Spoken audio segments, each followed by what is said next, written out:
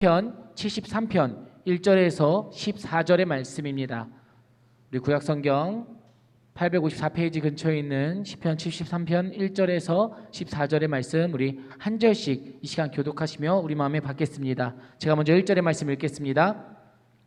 하나님이 참으로 이스라엘 중 마음이 정결한 자에게 선을 행하시나 나는 거의 넘어질 뻔하였고 나의 걸음이 미끄러질 뻔하였으니 이는 내가 악인의 형통함을 보고 오만한 자를 질투하였음이로다. 그들은 죽을 때에도 고통이 없고 그 힘이 강건하며 사람들이 당하는 고난이 그들에게는 없고 사람들이 당하는 재앙도 그들에게는 없나니 그러므로 교만이 그들의 목걸이요 강포가 그들의 옷이며 살찜으로 그들의 눈이 솟아나며 그들의 소득은 마음의 소원보다 많으며 그들은 능욕하며 악하게 말하며 높은 데서 거만하게 말하며 그들의 입은 하늘에 두고 그들의 혀는 땅에 두루 다니도다.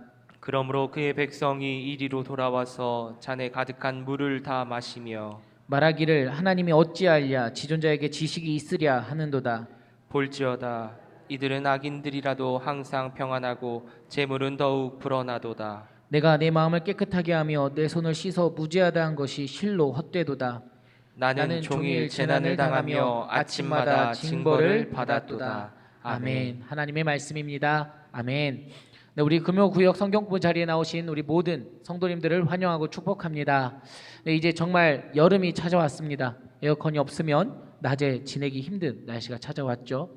여름이 되면 우리는 성령 강림 주일, 성령 강림 절기로서 보내게 됩니다. 뜨거운 여름, 뜨거운 성령님의 임재하심을 통해 우리 모두 더욱 기쁨으로 하나님과 동행하는 귀한 은혜의 날들이 될 수 있길 소망합니다. 우리 이 마음 담아서 우리 옆에 계신 성도님들과 함께 인사하겠습니다. 뜨겁게 사랑하겠습니다. 네, 우리 다시 한 번 더 인사해 볼까요? 성도님의 사랑 덕분에 찜질방을 갈 필요가 없습니다. 네, 우리 찜질방에 가서 노폐물을 쫙 빼는 것처럼 우리 성도님의 사랑으로 우리의 영의 노폐물을 쫙 빼줄 줄 믿습니다. 네, 날씨가 뜨거운 것이 아니라 우리 구역원들이 서로 사랑함으로써 그 열기와 뜨거움이 정말 우리 구역 가운데 더욱더 넘쳐날 수 있길 간절히 소망합니다. 이열치열이라고 점점 뜨거워지는 날씨 속에서 서로 간을 향한 뜨거운 사랑으로 이 무더위를 이겨나가는 우리 남성교회 모든 구역 모든 성도님들 될 수 있길 소망합니다. 빌리 그레이엄 목사님은 교회 공동체에 대해서 이야기할 때 이렇게 말을 전했습니다. 교회에 다니는 사람들은 불 속의 석탄과 같다. 함께 있을 때는 불꽃이 계속 타오른다. 그러나 하나씩 따로 떨어지면 그들은 소멸해 버린다. 석탄의 의미는, 석탄의 목적은 불을 내는 것입니다. 그런데 불꽃이 계속 타오르게 하는데 그 목적이 있는데 그 불꽃이 꺼져 버릴 때가 있다라는 것이죠. 언제입니까? 혼자 따로 떨어져 있을 때 그 불꽃은 점점 힘을 잃어갑니다. 하지만 석탄이 함께 모여 있을 때 더욱더 그 불꽃은 힘을 얻고 활활 타오르게 되는 것이죠. 주님을 머리로 삼는 우리 교회라는 공동체가 한 사람만을 위한 곳이 된다거나 서로가 떨어져서 신앙생활을 하게 될 때에는 그 생명이 다하게 된다라는 것입니다. 우리는 그리스도의 지체로서 부르심을 받았습니다. 각 지체는 서로가 서로를 필요로 합니다. 함께 지어져가는 공동체이다라는 것이죠. 빌리 그레이엄 목사님 말씀처럼 우리는 서로 함께 붙어 있을 때 사랑이라는 불꽃을 아름답게 피워낼 수 있습니다. 비록 우리 한 명의 불꽃이라면 작고 작은 연약한 금방 사라질 불꽃이지만 우리 한 명 한 명이 서로 모이기 시작한다면 그 불꽃은 서로 활활 타오르며 아름답게 이 세상을 따뜻하게 해줄 것입니다. 우리 구역이, 우리 남성교회가 그 교제의 불꽃이 활활 타오르는 귀한 영적인 공동체 될 수 있길 소망합니다. 나 혼자서 빛나고 밝아지고 뜨거워지는 것이 아니라 서로 함께함으로써 아름답고 귀한 공동체가 될 수 있길 소망합니다. 우리가 이렇게 오늘 금요구역 성경 공부로 함께하고 있습니다. 말씀을 시작하기에 앞서서 우리의 습관을 한 가지 짚어보고 넘어가고 싶습니다. 지금 살아가고 있는 우리의 삶을 마치 지옥과도 같은 삶으로 빠지게 하는 습관이 있습니다. 무엇일까요? 제가 생각하기에 그 습관은 바로 비교입니다. 비교. 남들과 비교를 하기 시작하면 끝도 없이 수렁텅이에 우리가 빠져들게 됩니다. 제가 고등학생 때 남들과 좀 이런 비교를 좀 많이 하며 살아왔습니다. 왜 나는 남들처럼 키가 크지 못할까? 왜 나는 남들처럼 운동을 잘 못할까? 이런 수많은 비교 속에서 살아가다 보니까요, 제 안에 기쁨이 계속해서 사라져가게 되는 것을 발견하게 되었습니다. 이처럼 비교는요, 내 시선의 기준을 나에게 두지 않고 계속 바깥에 있는 것, 다른 사람, 이 세상의 것에 시선을 두면서 생기게 됩니다. 내 안에 있는 것을 바라보지 못하게 하고 부족한 것만 생각하게 한다라는 것이죠. 우리는 살아가면서 이처럼 수많은 비교를 하면서 살아갑니다. 대부분의 경우가 비교로 인해서 좋은 효과를, 좋은 결과를 맺지 못합니다. 사단은 이 비교를 통해서 역사하기도 하죠. 하와에게 역사에서 자신이 가진 것을 바라보지 못하게 했습니다. 하나님께서는 이미 에덴 동산이라는 너무나도 완벽한 그 동산을 허락해 주셨는데 그것을 바라보지 못하고 자신의 부족한 것 한 가지를 바라보게 한 것이죠. 은혜를 망각하게 해버렸습니다. 이처럼 비교는 우리의 삶을 나 스스로 지옥으로 끌어당기게 합니다. 성경 공부를 시작하기 앞서서 비교를 짚고 넘어간 이유가 오늘 주제와도 연결되어지기 때문입니다. 오늘 성경 공부의 제목은 악인의 형통과 하나님의 섭리입니다. 악인의 형통, 어쩌면 우리 그리스도인의 고민 중 가장 큰 고민이 아닐까 싶습니다. 하나님을 믿지 않는 자들의 잘됨을 우리는 어떻게 바라보아야 하는지 말씀을 통해 그 은혜를 누리고자 합니다. 우리가 이제 민수기의 말씀을 끝내고 새로운 말씀으로 찾아왔습니다. 시편 73편의 말씀을 통해서 우리 구역 공부에 귀한 은혜와 도전이 되길 소망합니다. 여러분, 이 세상은 정의로운 사회입니까?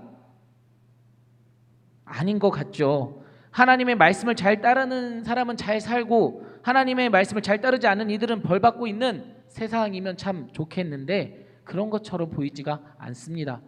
하나님의 말씀을 잘 따르면서도 여전히 어려움 가운데 있는 분들이 있는가 하면 하나님의 말씀을 잘 따르지 않음에도 불구하고 나쁜 행위를 일삼으면서도 떵떵거리며 잘 살아가고 있는 모습을 볼 수 있는 것이 지금 우리가 살아가고 있는 사실 이 사회의 현실입니다. 오늘 시인은 그런 사회 속에서 우리 그리스도인이 어떻게 생각하고 살아야 할지 시로써 노래하고 있습니다. 73편 말씀 그 배경 이야기 우리 한 목소리로 함께 읽어보도록 하겠습니다. 73편은 고난 속에서 하나님의 섭리를 더 신뢰하게 하며 일시적인 현실에 매이지 않고 하나님의 궁극적인 계획과 공의를 바라보게 합니다. 이 시에는 그리스도인들이 자주 직면하는 실존적인 질문인 왜 의인에게 고난이 찾아오며 악인은 형통하는가에 대한 깊이 있는 통찰을 제공합니다. 우리가 당하는 불행과 비극도 모두 하나님의 섭리안이 있으며 하나님만이 영원한 복과 부활을 결정할 수 있는 유일한 권위자이심을 인정하는 것이 중요합니다. 더불어 아삽의 고뇌와 깨달음의 과정은 눈에 보이는 현상을 넘어 하나님의 영원한 계획을 바라보아야 한다는 가르침을 줍니다. 이 시는 신앙적인 혼란과 갈등을 겪는 이들에게 하나님이 모든 상황을 주관하시며 의로운 자들을 인도하신다는 위로와 확신을 줍니다. 아멘. 네, 시편 73편은요 악인의 번영과 의인의 고난의 문제를 다루고 있습니다. 그리고 결국 악인을 멸하시고 의인을 회복시키시는 그 하나님에 대한 믿음을 고백하면서 말씀은 마무리됩니다. 시편 73편의 말씀을 바라보면서 오늘 본문 말씀으로만 끝나면 의인의 고난으로 끝나는 것처럼 되어 있는 듯합니다. 14절까지만 본다면 그렇죠. 하지만 28절까지 말씀을 쭉 뒤에 말씀들도 함께 읽고 묵상하면 하나님께서 그들 가운데 결국 어떻게 일하시는지 우리에게 보여주면서 말씀을 마무리합니다. 오늘 배경 이야기에서도 나와 있지만 악의 문제를 다루는 것, 하나님께서 전능하시다면 왜 악의 문제가 여전히 우리 가운데 있는지를 공부하고 연구하는 그 신학을 바로 신정론, 좀 어려운 말로 신정론이라고 표현을 합니다. 우리가 살면서 한 번쯤 살아가는 그런 생각이죠. 지난 수요 예배 시간, 수요 성경 공부 시간에도 이 신정론에 대해서 함께 성경 공부를 하기도 했습니다. 시인은 하나님께서 정결한 자에게 선을 행하시는 분이라고 1절에서 고백합니다. 그 신앙을 마음에 품으며 살아왔습니다. 그런데 지금 그 신앙이 흔들리는 기로에 서게 되었다라는 것이죠. 하나님의 말씀대로 살아온 자신이 아니라 하나님의 말씀을 떠나 살아가고 있는 이들이 더욱 잘 살고 있는 삶의 현실이 눈에 보이기 시작한 것입니다.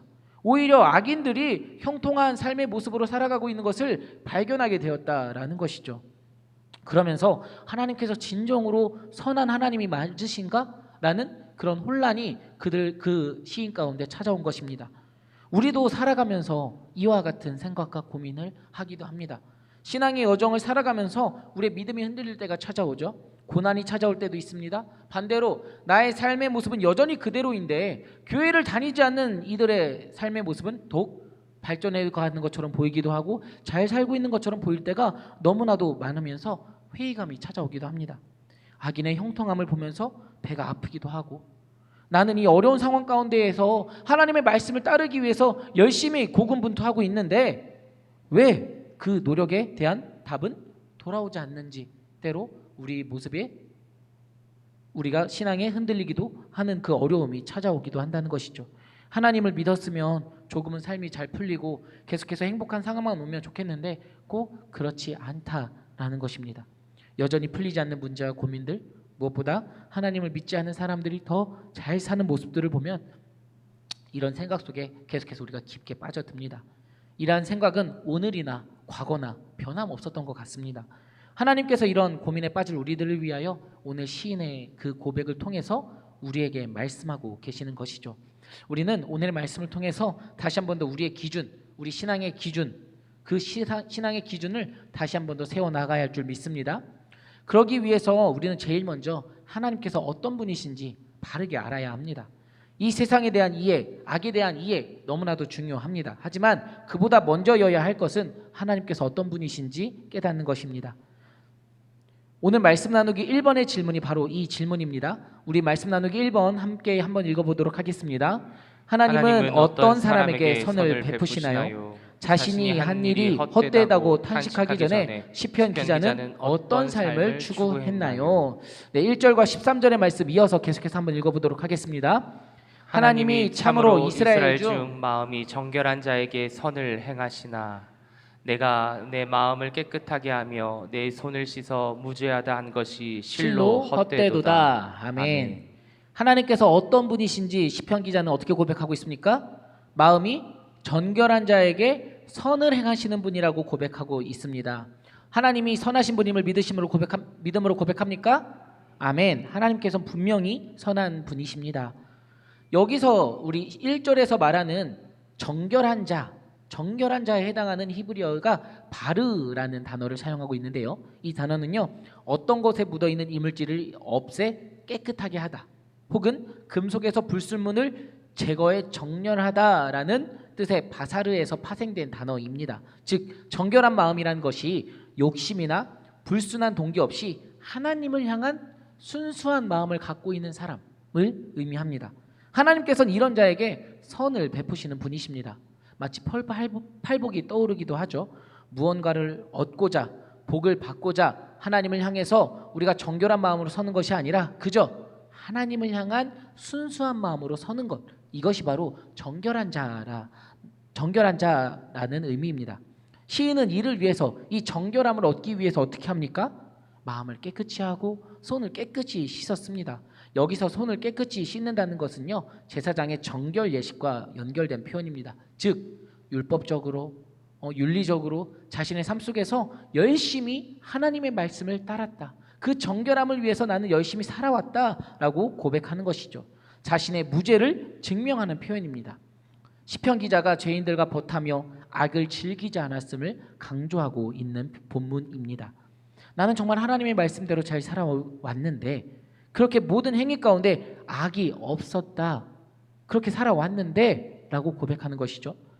그런데 여러분, 정말 지금 시편 기자의 마음을 정결한 자라고 우리가 말할 수 있을까요? 그의 마음이 순수히 하나님을 향하고 있습니까? 이미 하나님이 아니라 악인의 형통함을 바라보는 것에서 그 마음의 정결함은 더럽혀져 버리고 말았습니다. 그저 하나님을 향한 순수한 마음, 하나님을 그저 내가 기뻐하는 것에서 멈춰야 되는데, 기뻐하는 것에서 만족해야 하는데 거기서 만족하지 못하고 악인의 형통함을 바라보는 것에서 이미 그 정결함은 더럽혀지고 말았다라는 것이죠. 우상들이 행하는 것처럼 자신들의 행위로 인해서 하나님께서 구원의 은혜를 베풀어 주실 것이라는, 선한 하나님께서 채워주실 것이라는 기대가 시편 기자의 마음속에 잘못된 그 신앙관이 싹트고 말았던 것이죠. 어느덧 시편 기자의 마음속에 교만함, 질투라는 감정이 죄의 뿌리로서 자리 잡으며 싹트고 있었던 것입니다. 예레미야 17장 9절에서 예레미야는 우리 17장 9절에서 우리 인간의 마음에 대해서 이렇게 기록합니다. 만물보다 거짓되고 심히 부패한 것은 마음이라 누가 능히 이를 알리오마는. 솔로몬도 잠언에서 이렇게 말합니다. 모든 지킬 만한 것 중에 더욱 내 마음을 지키라. 생명의 근원이 이에서 남이니라. 아멘. 무엇보다 우리 인간의 마음이 중요하다는 것입니다. 우리 마음이 누구를 향해 있는지가 중요하다는 것이죠. 우리의 시선과 마음이 누구를 향해 있는지. 우리의 마음은 너무나도 악해서 그 뿌리부터 죄가 있다라는 것을 하나님은 너무나도 잘 알고 계셨습니다. 그래서 우리의 마음을 지킬 것을, 우리의 영의 생명이 우리의 마음에서부터 남을 기록하고 있는 것입니다. 그렇기에 우리는 오늘 하루도 하나님 앞에 겸손히 엎드려야 할 줄 믿습니다. 우리 안에 정한 마음을 창조해 달라고, 정직한 영을 새롭게 해달라고 매일같이 하나님 앞에 나와야 합니다. 매일같이 하나님 앞에 나아간다는 말은 하나님의 말씀을 우리의 입과 마음에 언제나 둔다라는 의미입니다. 매일같이 하나님 앞에 나와서 그 우리의 입술 가운데서 말씀이, 그 찬양이, 그 기도의 고백이 매일같이 넘쳐나야 한다는 것이죠. 오늘 시편 기자도 자신의 죄를 언제 깨달을까요? 시편 73편 17절의 말씀입니다. 하나님의 성소에 들어갈 때야 그들의 종말을 내가 깨달았나이다. 이어서 24절의 말씀입니다. 주의 교훈으로 나를 인도하시고 후에는 영광으로 나를 영접하시리니. 아멘. 성소에 들어갈 때 그 모든 것들이 깨달아지기 시작했다라는 것입니다. 하나님의 말씀이 나를 인도할 때 그 모든 것들이 깨달아지며 하나님의 영광을 바라볼 수 있었다라는 것입니다. 하나님의 성소에 들어가 하나님의 영광을 다시 한 번 더 바라볼 때, 하나님의 말씀이 우리 가운데 임할 때 우리는 우리의 마음을 돌아보면서 죄의 모습을 다시 한 번 더 내려두고 정결한 마음을 회복해 갈 줄 믿습니다.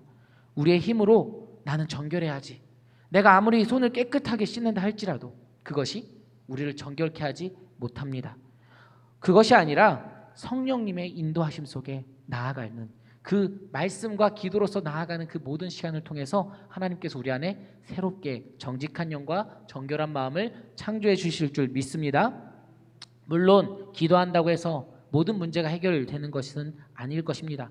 여전히 악인은 잘 살 수 있고 여전히 우리의 삶의 문제는 그대로일 수 있습니다. 하지만 중요한 것은 우리의 마음이 순수히 하나님을 향한다라는 것이죠.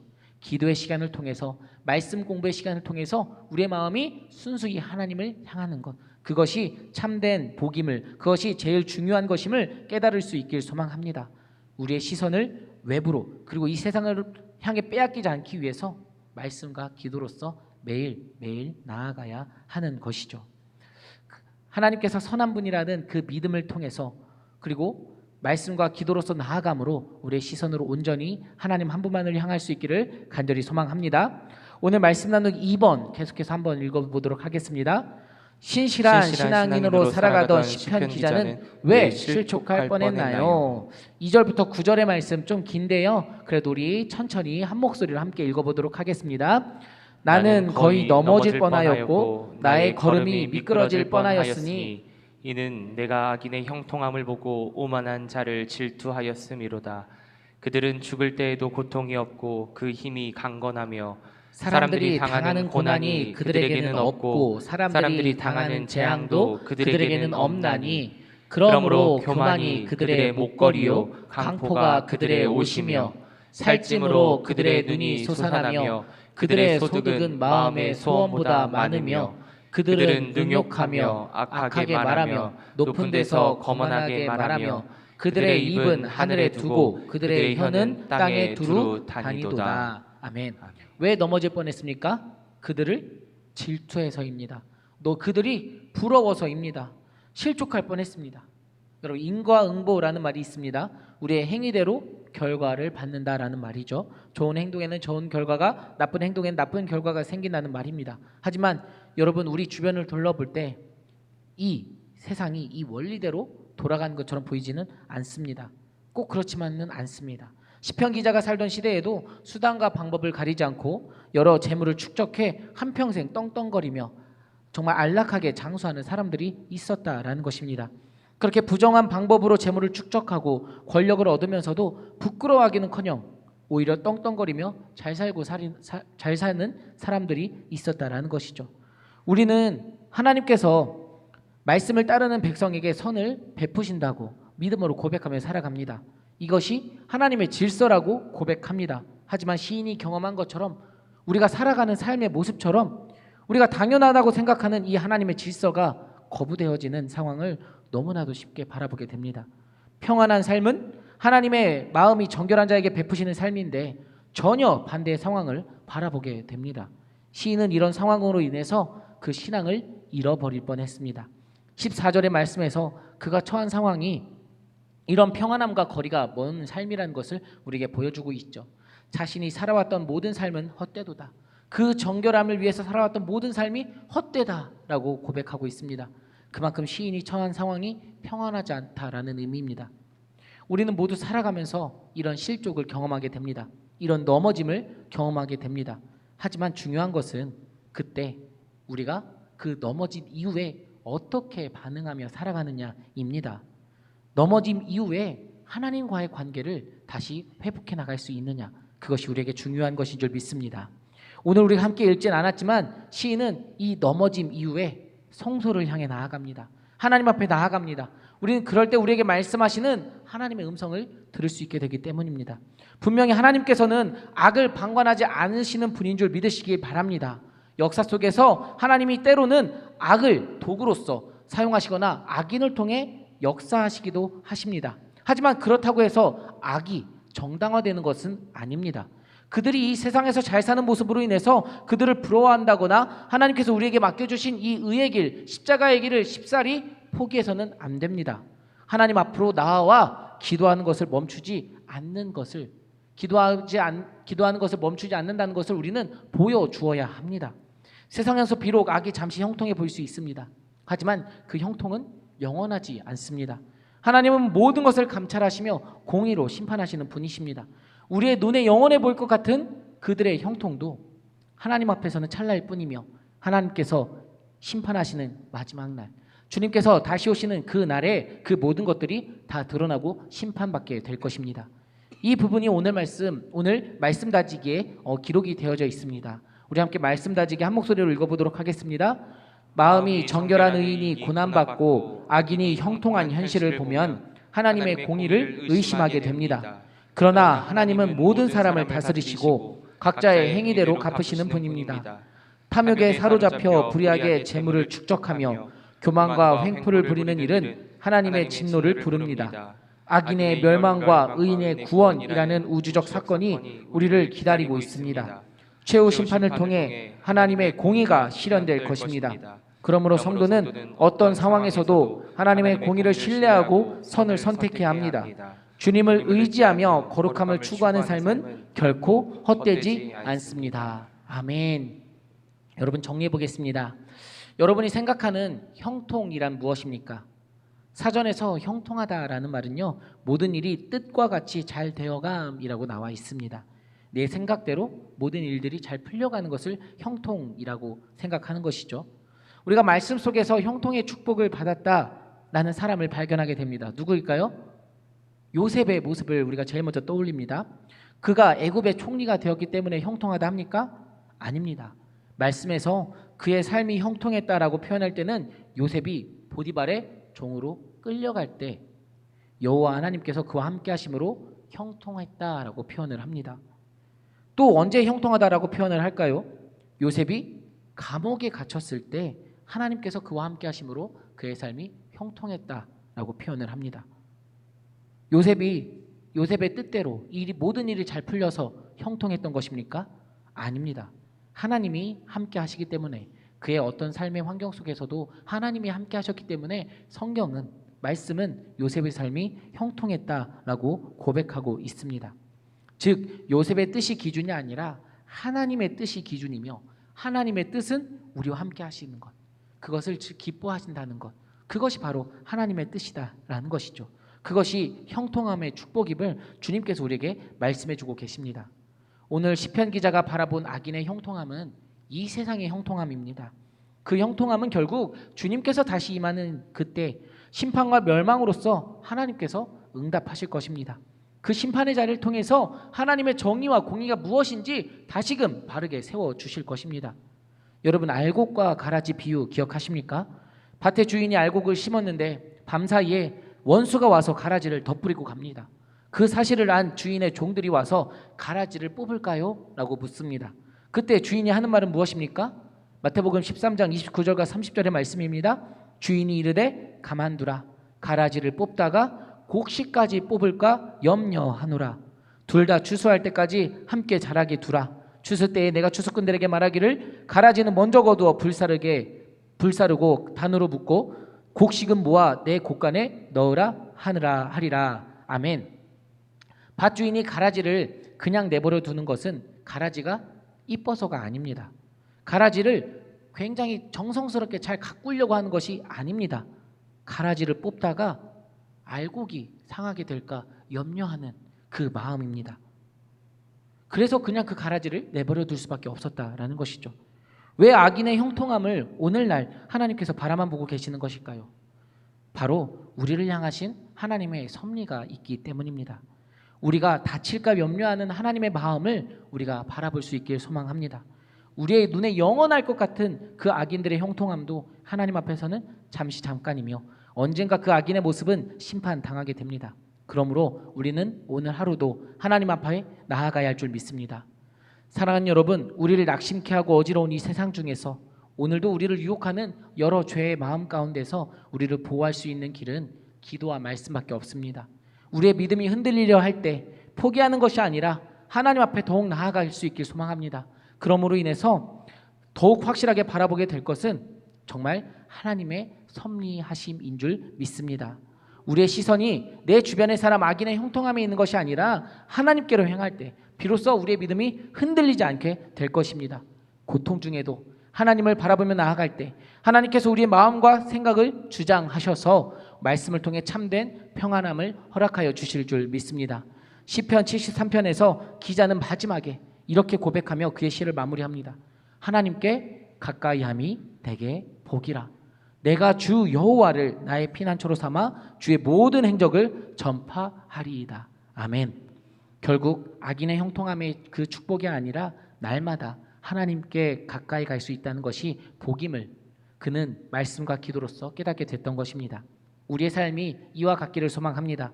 날마다 하나님 앞에 나와 하나님과 가까이 함으로 하나님의 뜻 가운데 살아가 하나님의 형통과 축복을 누리며 살아가는 우리 모든 복된 삶 될 수 있기를 좋으신 예수님의 이름으로 축원합니다. 우리 말씀으로 함께 기도하기 하며 성격 공부 마치겠습니다. 말씀으로 함께 기도하기 읽겠습니다. 악인이 형통한 것을 볼 때 낙심하지 않도록 저희를 붙들어 주소서. 마침내 의인의 손을 들어 주실 심판주 하나님을 신뢰하며 부조리한 현실 속에서도 순전한 마음과 믿음을 지키게 하소서. 아멘. 우리 마음 품으며 함께 주님은 상 같아서 찬양하도록 하겠습니다.